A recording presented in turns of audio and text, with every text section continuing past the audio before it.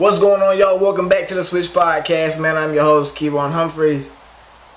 Last video I said the series ends if a road team wins. And in Game 3, the Boston Celtics stole the game from Dallas, took the heart from the Dallas fans, and won the game. I almost said won the series, but it's not officially over. Last night, the Boston Celtics defeated the Dallas Mavericks 106-99. Tatum, it was a battle of duos last night. Tatum and Brown combined for 61 points. Tatum had 31 of his very first really good scoring game of the finals. Jaylen Brown had 30 points. On the other side, Kyrie Irving had his first good game, and a pretty expected game from Kyrie Irving. 35 points. Luka Doncic had 27 points, but Luka Doncic fouled out with a little under 5 minutes left in the game. I'm gonna speak on that later. I'm going to try to keep this, I'm talking so fast, y'all. I'm going to try to keep this video as short as possible, but I have a lot to get off my chest. Just mainly about this game. But before I dive into that, I want to talk about the Boston Celtics. But the Boston Celtics, I feel like the Boston Celtics, I'm going to speak on me because I can't really speak for the rest of the media.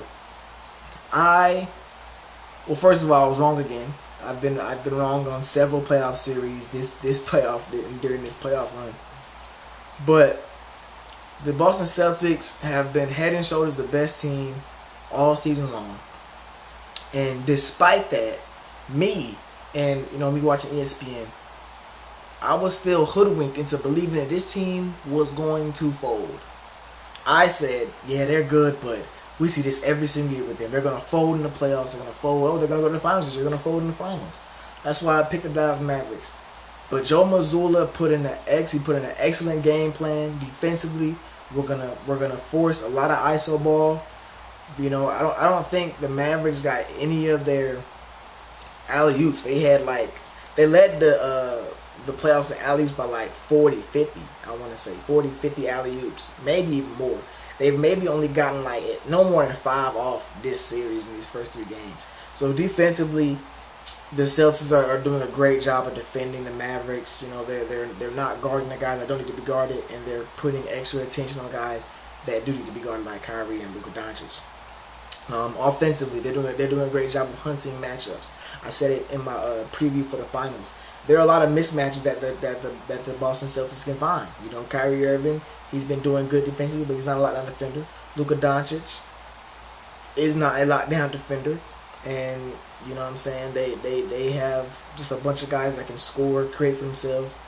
They had Porzingis, but Porzingis did not play last night. He probably won't play again for the rest of the series, no matter how long it goes. But when he was playing, he was a mismatch for everybody on the court because he can shoot from 30 feet, and if he goes inside the paint, he is 7'2".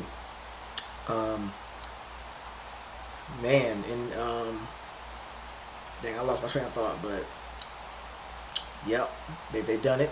And there's a lot of discourse on who's the best player for the Celtics. Is it Jason Tatum? Is it Jaylen Brown? I told y'all last video I believe it's Jason Tatum, and I still think that despite this game. But if I'm the Celtics, how would I respond to that if I'm the Celtics? Oh, we don't know who's better between Jaylen Brown and Jason Tatum. That's a great problem to have. That's a great problem to have. The fact that our 2 best players are so good that we don't know who our best player is because they're so good. So that's a great problem to have for the Celtics. This team is just so deep, man. We saw Xavier Tillman minutes tonight. Xavier Tillman had a great couple of defensive stops on Luka Doncic and Kyrie. He hit a corner 3. He came out and brought energy. Sam Hauser hit 3 threes. Peyton Pritchard did not score tonight, but he hit a couple. He played great. He had great defensive spurts. We already talked about their top 5. They didn't have Porzingis tonight, and they still are a very deep team, a very well constructed team. Drew Holiday did not have the best game, but his impact was still seen. Defensively, a lot of his impact tonight was not in the stat sheet. You can see he was, even in the game when Kyrie was on the court by himself, Luka Doncic was making it tough for him to even get the ball on the court. So, man, I look at this Celtics team. I know the series is not over, but I'm thinking this team might run the league for the next couple seasons. They might run the league for the next couple of seasons just because they're so young. Everybody's already locked up. people's contract. Brown just signed an extension last year. Brown and Tatum are locked up. Drew Holiday, they may have to pay Drew Holiday, but I don't know Drew Holiday's contract situation. But they're going to do what they got to do. They're going to pay them guys. And I think those guys, looking at who they are, I think they would take pay cuts to stay together and win championships. You know what I'm saying? So I'm interested to see how they look next year and in the future and in the next couple of years, because this team they're going to keep getting better. Tatum and Brown are still, 27, 26? You know, so they still have a lot of time together. They're gonna run this league for a long time. Now that I got that spiel out, it's time to talk about Dallas Mavericks. Now, before I talk about Dallas Mavericks, and I should do this before I talk about the Celtics, a quick rundown of how I watched the game. Okay, so I came into the game, I had Dallas winning game 3 at least. I'm thinking, okay, momentum, the game 3 is a must-win game. They're going to come out and hit them in the mouth early, and they did. Started the game on 25-12 run, and the Celtics remained calm, and they finished the first quarter in an 18-6 run. So it was once 25-12. End of the first quarter is 31-30. Then in the second quarter was 51-50. Kyrie and Luka was going crazy in the first half, but it was still 51-50.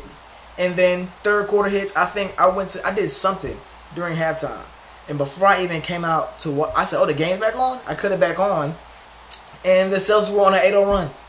They won an 8-0 run, and that 8-0 run turned into a 15-point lead after a nasty dunk by Jaylen Brown. And then the lead went from 15 to 21, and I said, man, this game is over. This game is over. This series is over. I cut the game off. I said, I don't want to watch this anymore. I don't want to watch this anymore. The game is over. I'm going to find something else to do with my time. But then, I didn't cut it off. I walked to my room. The game was on the living room, and I walked to my room. But, I would walk out. You know how you do. You walk out. Okay, 16-point game. Oh, okay, 14-point game. And then Luka Doncic ran down and threw a crazy pass to Josh Green on the wing. He hit a 3, 11-point game. I said, what's going on? What's going on here?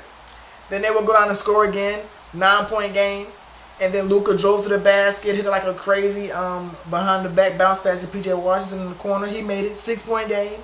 And then next thing you know, Kyrie's going to the line to cut the game down to 3. But after that, that was it. That was it for the Mavericks. And I would not even say it's because they ran out of gas. It was because of Luka Doncic. They cut the game down to 3. Luka Doncic gets tied up with Jason Tatum on the low block, and that's his 5th foul. And then the very next possession, Jaylen Brown bringing the ball down the floor, and Luka tries to take a charge. He's above the break at the 3-point line on a fast break, trying to take a charge with 5 fouls. With a little under 5 minutes left to go in the game, and he gets fouled out. So it's a 3-point game. Kyrie's on the floor by himself, and Kyrie tried, y'all. Kyrie tried. He had a fadeaway jumper to cut the game down to 3. They were doubling him off the pick and roll. He found Derek Lively for a dunk. But the shot that ended the game and probably gonna end this series was Jaylen Brown, top of the key. I mean, it was nasty. Pump fake, got his defender in the air, elevated over him, hit the jumper, nothing but net. Celtics went up by 4. Kyrie ran down, missed a 3, and that was all she wrote, man. I mean, hey, I enjoyed the game. Besides the league with 21 points, I enjoyed the game. It was a really good game. The Mavericks tried their hardest, but I'm about to we need to have a conversation about Luka Doncic. Luka Doncic, all-world offensive talent. He's one of the best players in the world. I'm not going to take that away from him based off one game. He's one of the best players in the world. But Luka is going to have a conversation with himself regarding his performance in this game. He finished 27 points, 11 for 27, 6 for 6 and 6, 6 rebounds, 6 assists. Okay, cool. Defensively, Luka Doncic was terrible in this game. I mean, he was terrible. And for y'all to see in real time, or not in real time, but as I'm talking to y'all, for y'all to see, I'm gonna put some clips. First clip, first quarter. Luka Doncic. He started a run for the Celtics. Luka Doncic. First clip. He tries to draw a foul on a 3-pointer. Falls on the ground. There's no foul there. Leads into a 4-on-5 because he stays on the ground. Leads to a 4-on-5 Celtics score. Then the next possession, Luka tries to draw another foul from 3. And then, when you shoot at the top of the key and you miss, it is your job to get back on defense so they don't get a wide open layup. He doesn't get back. Jason Tatum gets an open layup to end the first quarter. And I want to look at the second quarter. The second quarter, the Mavericks are on a run. Kyrie just hit back-to-back threes. The gym is rocking. Everybody's lit in Dallas. And Luka Doncic, on a made basket, Luka Doncic leaves Sam Hauser wide open in the corner. He hits a three. Then the next possession, Jrue Holiday got 2 offensive rebounds. Luka Doncic was guarding him. He got 2 offensive rebounds because Luka Doncic doesn't box out. And boom, the Celtics are back in the lead. Like, come on. Like, these are runs that they play a big part. The final couple minutes of a half are some of the most important minutes of a basketball game. Because it gives you momentum going into the half, and it will be the difference in a 8-point lead, or in this case a 1-point lead going into the half, where a couple shots, now you're down by double digits because you was only up by 1 point going into halftime. The fouls, Luka Doncic fouls out. I already talked about it in a couple minutes ago. Luka Doncic fouls out with a little under 5 minutes ago, on a foul that he had no business taking. Why you trying to draw a charge on the fast break? Why are you trying to draw a charge on the fast break?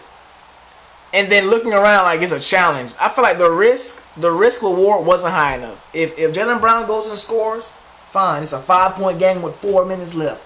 You're good. But you foul and take yourself out of the game. Now you have no impact on the game at all for these last roughly 5 minutes. Man. And I'm not even going to talk about the other ticky-tack fouls he had, like the foul on Derek White in the backcourt off one of his misses, the foul on Peyton Pritchard. Peyton Pritchard was top of the key. He drove past Luka and Luka wrapped him up. Those are needless fouls. Needless fouls that you're taking. And it's just, man, like, Luka Doncic he's spectacular offensively, man. He's spectacular. And the first 2 games, I'm not, you know what? I don't want to use this game to excuse Kyrie Irving and the best of the Mavericks play in the first 2 games. I'm not gonna do that. Luka Doncic, I'm not gonna hold defense too high for the first 2 games because he was everything for them offensively in those first 2 games. But tonight, when you got a guy like Kyrie sitting beside you going crazy, Kyrie finished with 35 points. I think Kyrie should have finished with more because there were times when Kyrie had it going and Luka would get the ball, slow the ball down and take the air out of the ball, and then he would miss a shot. And it's like, come on, bro. Kyrie just made 3 straight shots. Give him the ball. You gotta milk this cow while it's still running. You know what I'm saying? But man, like that was frustrating to watch. Like not even as like a I'm a Kyrie fan. Not even as like a Kyrie fan, but as a basketball fan. The whole playoffs, Luka Doncic has had a problem with the referees, and somebody's got to talk to him. Brian Windhorst went in on Luka Doncic on ESPN last night. Somebody's got to talk to Luka and try to tell him, dude, the way you talk to the referees is not going to help you get calls. Trying to foul bait is not going to help you get calls. It's not. It's going to make them go even more against you. And the thing about the NBA referees is that a couple years ago when they made this whole change to the way they're going to call games, they used Luka Doncic as one of the examples. Hey, watch out for this. Don't call this. So Luka Doncic is literally the blueprint for what they are told not to call. So, knowing that, okay, let me just go out here and score. Luka Doncic is one of the best scorers in the game, even without his free throws. He doesn't need free throws. He's bigger, stronger than a lot of guys. He shoots the ball. He's an excellent 3-level scorer, but he tries to foul bait every single opportunity he gets, and it leads to, if you don't get the call, it's 4-on-5 the other way. It's 4-on-5 the other way, man. Like I think I'm hitting 15 minutes. I'm hitting 15 minutes on this video, man. So I'm gonna wrap it up. Boston Celtics. Man, there's so much more I want to say about y'all. Like the Bucks, like y'all got a stimulus package trading away Marcus Smart for Kristaps Porzingis in the 21st in a first round pick this upcoming draft, and y'all traded away Robert Williams and Malcolm Brogdon for Jrue Holiday. Man, y'all got 2 really good pieces for a bag of rap snacks. You know what I'm saying? for a bag of wrap snacks with a dab of ranch. You know what I'm saying? But that's all I got for y'all today, man. Make sure y'all like, comment, subscribe. Boston Celtics, y'all be in the comment sections, man. Let me know how y'all feeling. Banner 18, Dallas Mavericks fans. You know what I'm saying? It's a safe space below. You know what I'm saying? Make sure y'all like, comment, subscribe, share with y'all folks. We out of here until game 4. Yeah.